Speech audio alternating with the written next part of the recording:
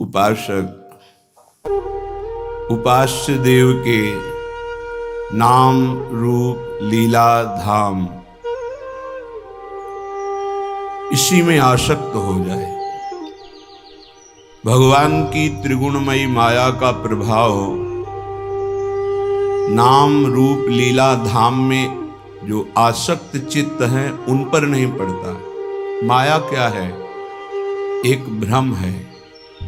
जो भगवान से विमुख हैं उन्हें अविद्या, अज्ञान, माया, अस्मिता, मोह, राग, काम ये सब आसक्त कर लेते, भ्रमित कर लेते हैं। यही माया है।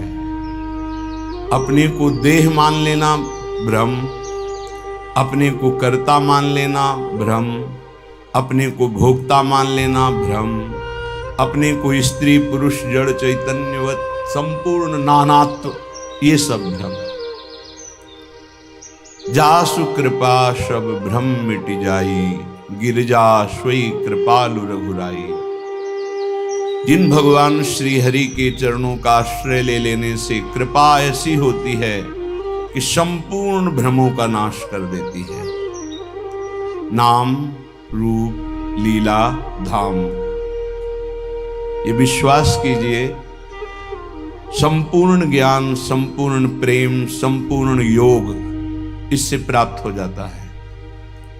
अपने ज्ञान मार्ग में भी चले हैं, योग मार्ग का भी यत्किंचित गुरु कृपा से ज्ञान है, लेकिन जो विश्राम, जो परम लाभ, जो परम सुख प्रियाजू के गोरे चरणारविंद के आश्रय से वो अन्यत्र कहीं भी किसी भी साधन में झलका भी नहीं। 20 वर्ष कभी आंसू आए हों ऐसा स्मरण नहीं। किसके लिए? वो मैं ही हूं।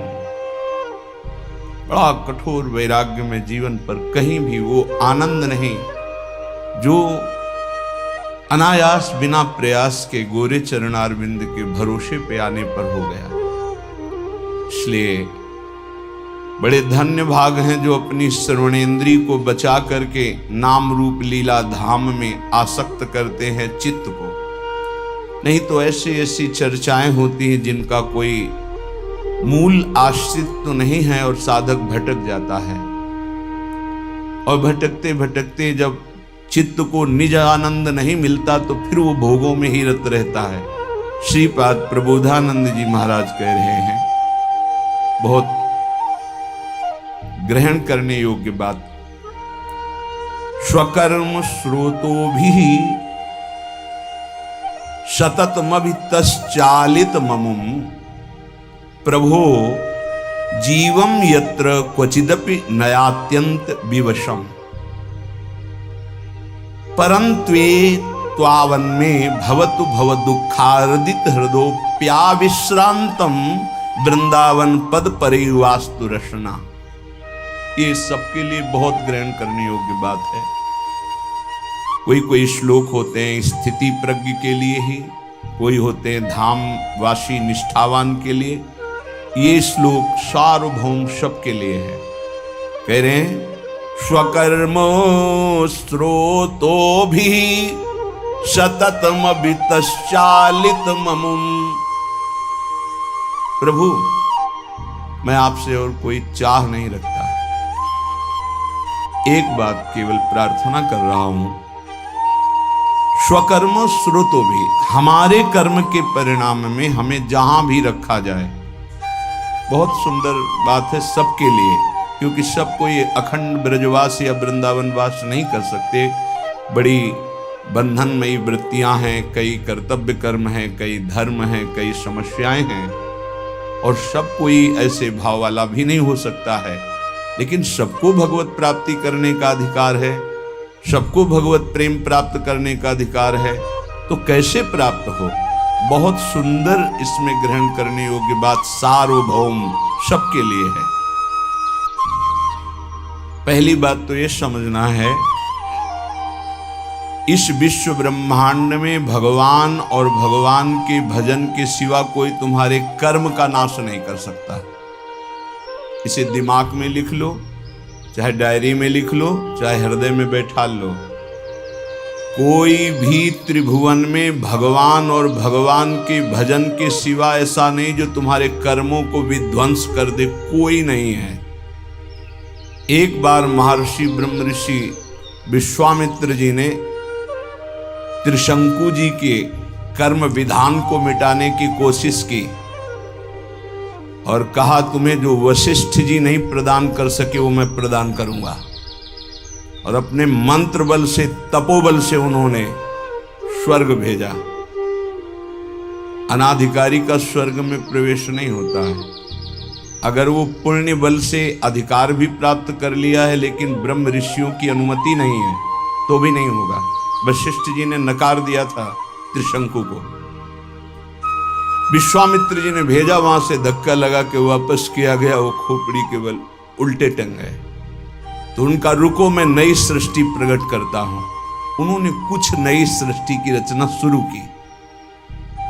जिस तप बल का संग्रह कर रहे थे, मेनका ने आके उस सारे तप बल को चौपट कर दिया। उन्हीं से शकुंतला का प्रादुर्भाव हुआ, जिससे दुष्यंत पुत्र महान बलशाली भारत भाग्य विधाता प्रकट हुए। भरत जी उनका नाम, जो बाल्यावस्था में अश्व संचालन विद्या, राज्य विद्या सब ऋषियों से सीख चुके थे, संपूर्ण राज्य विद्याएं, और सिंहों के बालकों के साथ बलपूर्वक युद्ध करते थे। मेनका अप्सरा ने कुछ ही मिनट में उनके मन को अधीन करके सारी शक्ति छीन कर दी। आज भी त्रिशंकु उल्टा टंगे हुए हैं शास्त्र विधान के अनुसार। कोई किसी के कर्म को मिटा नहीं सकता, केवल भगवान और भगवान का नाम जप भजन ये बैठा लो। चाहे जहां भाग के चले जाओ, माया के नाटक के सिवा सत्य वस्तु केवल श्री भगवान है। वो खुद अपने श्री मुख से कह रहे, मामेव ये प्रपद्यन्ते माया में ताम तरंतिते। इसमें किसी का कोई तर्क काम नहीं करेगा। ऐसा सामर्थ्यशाली कोई नहीं हुआ जैसे भगवान वशिष्ठ हुए। कोई सामर्थ्यशाली नहीं। ऐसा सामर्थ्यशाली कोई नहीं हुआ जैसे सदानंद जी हुए, जो विदेहराज जनक जी की गुरु पदवी पे विराजमान थे। लेकिन भगवान ने लीला करके दिखाई। दशरथ जी का मरण, भगवान का वनवास जाना, सिया जी का हरण, क्या इन महापुरुषों की कुंडली विचारने में कोई कमी रह गई थी? क्या ये सामर्थ्य में किसी भी तरह कम है? क्या ये रचना को बदल नहीं सकते हैं? तो हमारी रचना को कौन बदल देगा जो हमारे भाग्य में लिखा हुआ है? इस शरीर के बनते समय जो भाग्य में लिख गया, जिस अवस्था में जो कष्ट भोगना है वो पक्का है। अगर कोई कम कर सकता और मिटा सकता है तो एकमात्र भगवान नाम और भगवान की शरण। ये आप बिल्कुल स्वीकार कर लीजिए, भटकने की कहीं जरूरत नहीं। किसी भी जंत्र मंत्र तंत्र की ऐसी सामर्थ्य नहीं कि भावी को बदल सके, प्रारब्ध को बदल सके। हां, हरि है ऐसे, तुरंत विभीषण पाछे मेला, सन्मुख राम सहयो सोई सेला। भगवान सामने आकर करो सदा तिनके रखवारी, जिमि बालक राखे मातारी। इस पे हमारा कोई तर्क नहीं। वो कर तुम अकर तुम अन्यथा कर तुम है, वो सब कुछ बदल सकते हैं। बस एकमात्र भगवान और उनका भजन। स्वकर्म स्रोतो भी हरिवंश महाप्रभु के हैं, हित सजनी स्वरूपा है। यत्र यत्र मम जन्म कर्म भीर, मेरे कर्म के अनुसार जहां जहां मेरा जन्म हो, चाहे वो नरक भेजो चाहे परम पद भेजो, मुझे इसकी प्रार्थना आपसे नहीं है। यत्र यत्र मम जन्म कर्म भी नारके परमे पदे थवा। बस इतनी प्रार्थना है लाडली जू कि जहां जहां मेरा जन्म हो कर्म के अनुसार, या जहां जहां आप मुझे भेजें, तो आप हमारे हृदय में अपनी परिकर सहित रहें। ललिता विशाखादि सहचरियों के साथ प्रिया प्रीतम गलवैया दिए मेरे हृदय रूपी निकुंज में है, जहां चाहो वहां भेज दो। श्रीपाद प्रबोधानंद जी यहां कह रहे, बहुत स्वीकार करने योग्य है, मंगल हो जाएगा।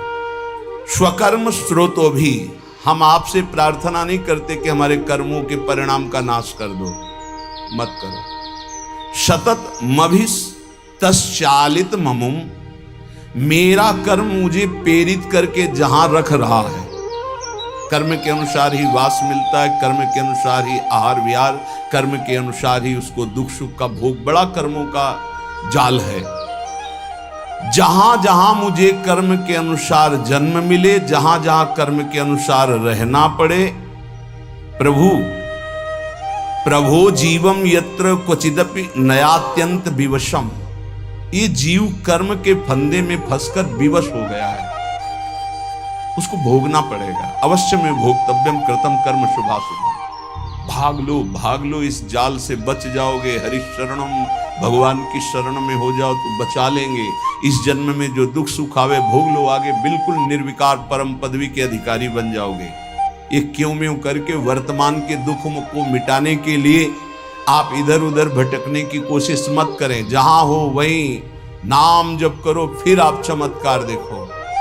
भले थोड़ा दुख आवे सह लो, आगे तुम्हारा बड़ा मंगल हो जाएगा।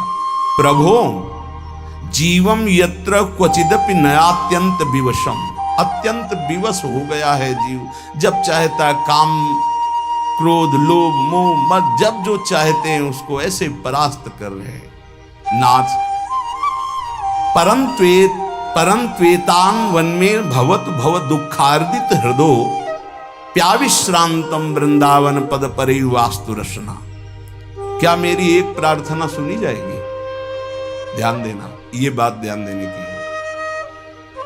जहां मैं रहूं, भारी दुख पड़े, मैं आपसे प्रार्थना नहीं करता कि मिटा देना, कर्म के अनुसार मुझे भोगने दो, पर एक कृपा कर दो। मेरी जिह्वा निरंतर वृंदावन में जिनका यश गूंज रहा है, वो राधा राधा राधा वृंदावन वृंदावन वृंदावन ऐसा पुकारती है। ए भाई, बड़ी सार की बात है। इसमें क्या है? राधा राधा राधा आप उच्चारण करोगे, फिर आपको कोई दुख परास्त कर सके असंभव। ध्यान रखना, कोई दुख ना आवे, हम ये बात नहीं कह रहे हैं। बिल्कुल नाटकबाजी की, मन की नाटकबाजी, संसार की नाटकबाजी, इसमें मत फंसिए। पक्का अवश्य में वो भोक्तव्यम कृतम कर्म शुभाशुभम, बड़े बड़े सिद्धों को भोगना पड़ा है। आप तो साधारण कर्म करने वाले, जिन्होंने असाधारण तप किया, असाधारण जो आप सोच नहीं सकते, उनको भी शारीरिक दंड भोगने पड़े, जो इसमें निश्चय कर दिए गए हैं।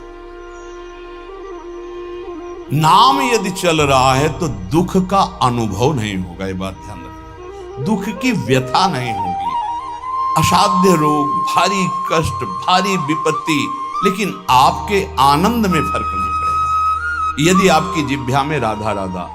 आगे परिणाम दुख की निशानी नहीं रहेगी, दुख का नाम नहीं रहेगा, ये बात विश्वास कर लीजिए। इसीलिए बहुत सुलझा हुआ ये सिद्धांत श्रीपाद कह रहे, प्रभु स्वकर्म स्रोतो भी सततमभि तश्चालित ममुम, प्रभो जीवम यत्र क्वचिदपि नयात्यंत विवशम, परंत्वेतावन में भवतु भव दुखार्दित हृदय। मैं दुखित हृदय से कह रहा हूं, जहां मेरा जन्म हो होने दो, जो मुझे भोगना है निश्चित भोगने दो, भाई एक कृपा कर दो। ये वृंदावन में डाल डाल पात पात में, वायु के प्रवाह में भी, पशु पक्षियों के मुख से भी, जहां राधा राधा राधा गूंज रहा है, ऐसे वृंदावन में थोड़ी प्रीति हो जाए और हमारी रसना रात दिन राधा राधा राधा ऐसा रटे। नाथ इतना तो मुझे दे दो।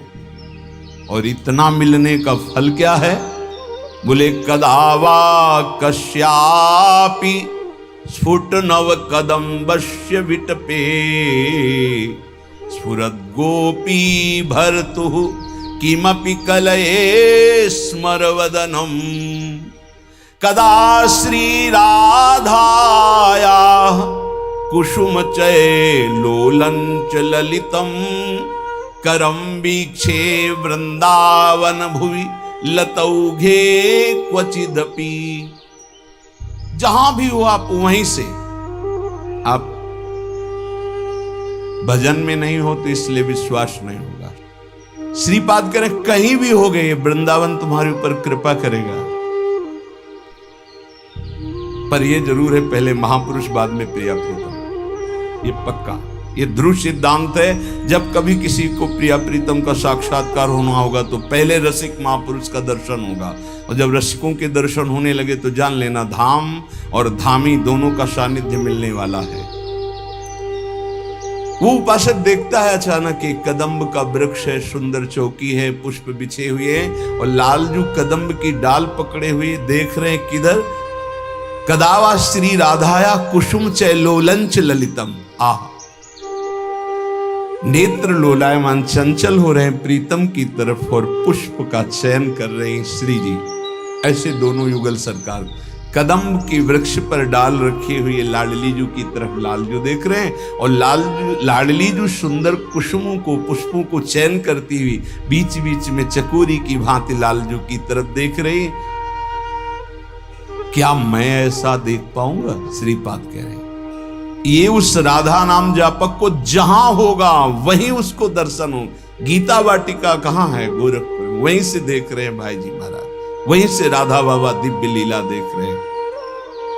भाई जी के प्रसंग में एक आता है कि एक कल्याण पत्रिका अंग्रेजी से छपती थी, कल्याण अंक जैसे निकलते ऐसे, तो वो कोई विदेशी पढ़ता था, उसने भाई जी की बताई हुई पद्धति से नाम जप शुरू किया।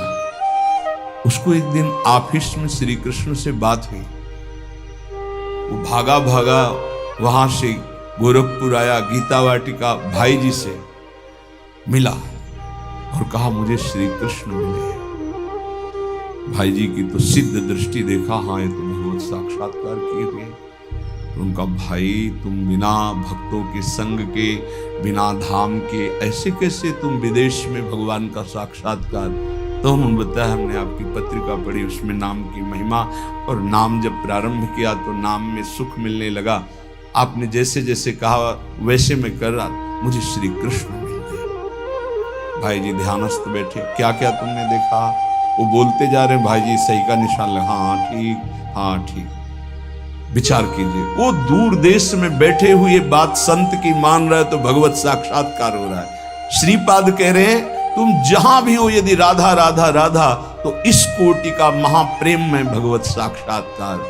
इदम में किम भावी द्रुत कनक गौरच्छ विहरी मणिश्यामो धामो द्वयमिहि मिथो शार्पित भुजम निरीक्षे तत्स्मेरम मम बहुविध प्रेम विसृतम सुखम पश्चाच्छाया द्वयमथ पुरो मूर्छित यतिमाम।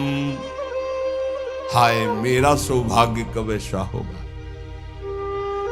कि 7 कुंभ तन गोरी श्री प्रियाजू गौर कांति श्रीअंग से प्रकट हो रही, नवीन जलधर इंद्र नीलमणि की सी कांति, मणिश्यामम धाम, और दोनों युगल सरकार परस्पर मिथो शार्पित भुजम गलवहियां दिए हुए निरीक्षेतत स्मरमम, वो मेरी तरफ देख रहे प्रिया प्रीतम।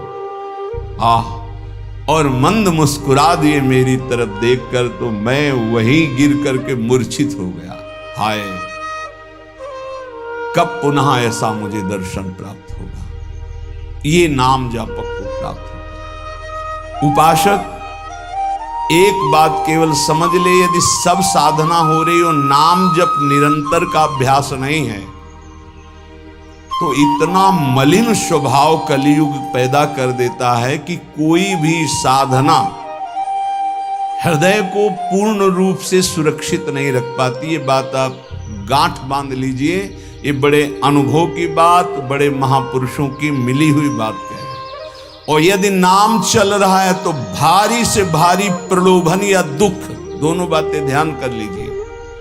भारी से भारी प्रलोभन और भारी से भारी दुख तुम्हें विचलित नहीं कर पाएगा। इस संसार में संघर्ष करके जीना है, कायरों की तरह नहीं मरना है। आप बात समझो, दुख से भागना नहीं, कहां भाग के जाओगे? सुख में इतना घमंड नहीं करना है, क्या घमंड करोगे नाशवान पदार्थों का? सुख का चाहे जितना प्रलोभन आ जाए नाम नहीं छोड़ना, और दुख का चाहे जितना भयावह स्वरूप आ जाए नाम नहीं छोड़ना। फिर आप देख लेना, सुख और दुख तुम्हें आकर्षित नहीं कर सकते, वो स्वयं नष्ट हो जाएंगे, तुम परमानंद में निमग्न रहोगे। इसमें बहुत बड़े महाभागवत का उदाहरण श्री ठाकुर हरिदास जी महाराज। इसी होली की पूर्णिमा को जो प्रतिपदा आती है, प्रेमावतार महाप्रभु श्री कृष्ण चैतन्य देव जी इस धराधाम पर प्रकट होकर के भगवान नाम रूपी अद्भुत सुख की वर्षा की, उन्हीं के पार्षद हैं ठाकुर भक्त हरिदास जी, जिसकी जिह्वा पे नाम है ए जगत पावन करने वाला। श्री कपिल भगवान से माता देहूती जी के अहो वत्स्वपचतो गरीयान यज्जिह्वाग्रे वर्तते नाम तुभ्यं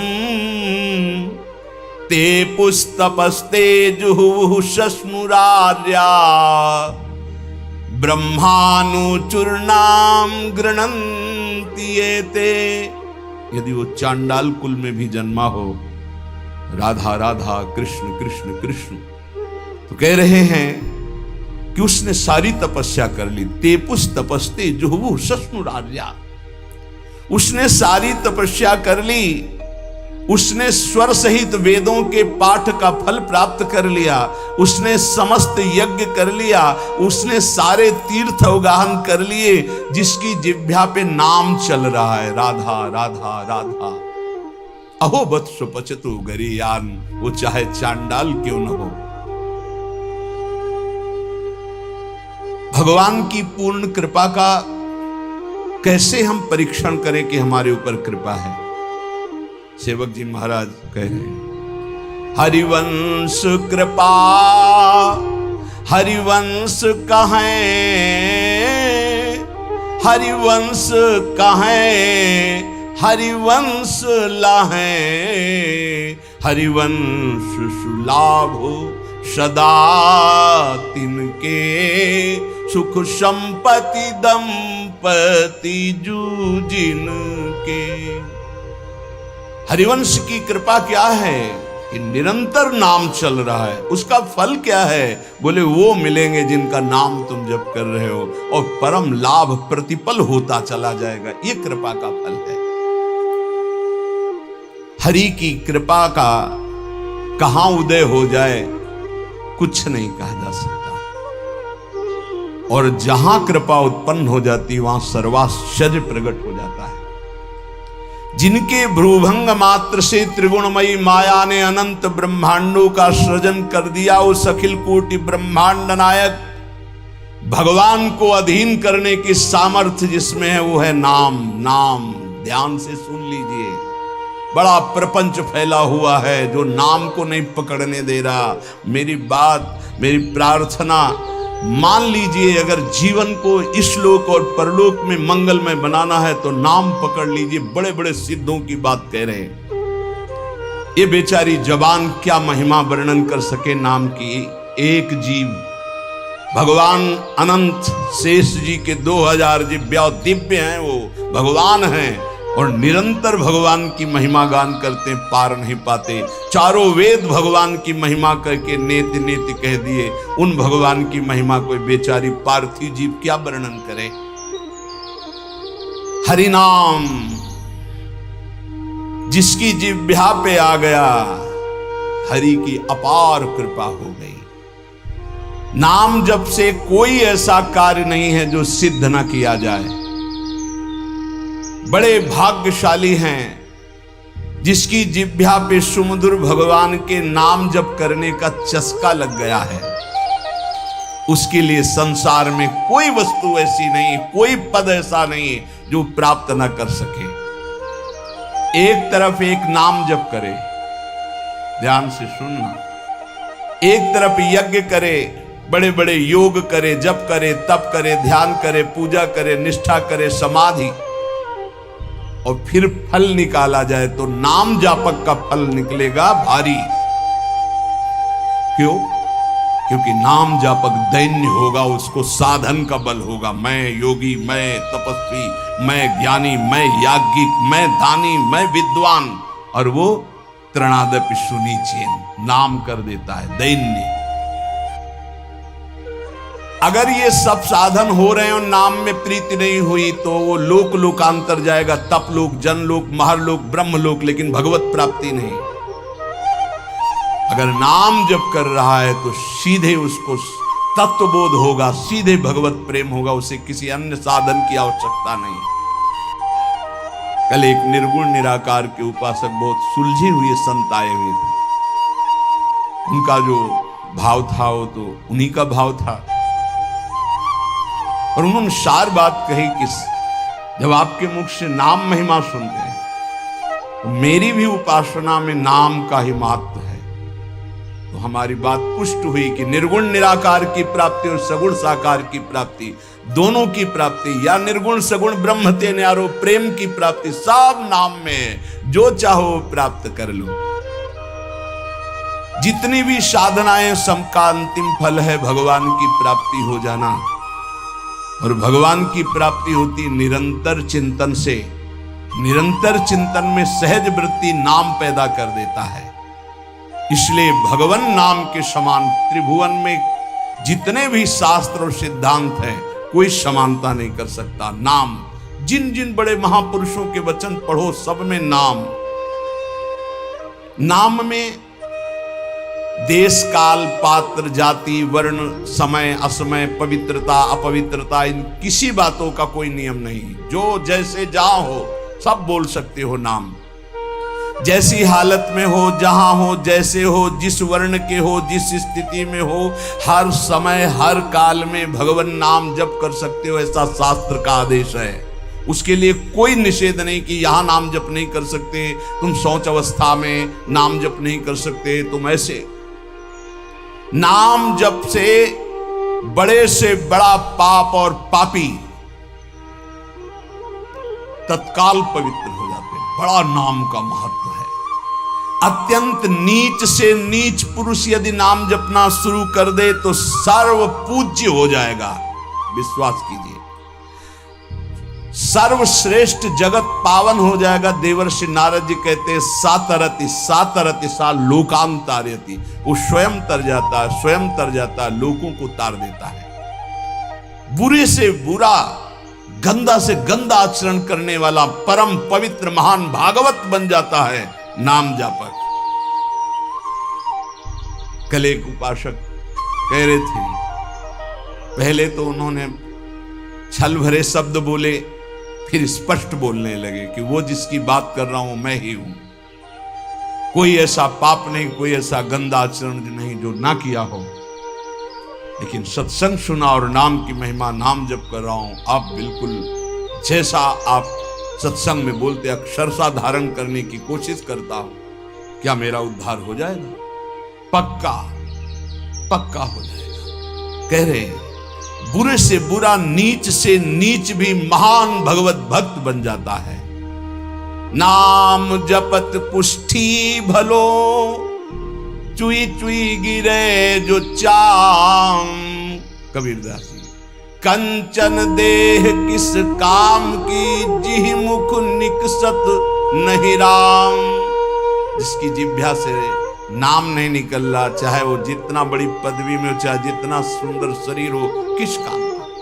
शरीर रोग ग्रसित है, वो राम कृष्ण हरि जप रहा है, वो जगत मंगल करने वाला है।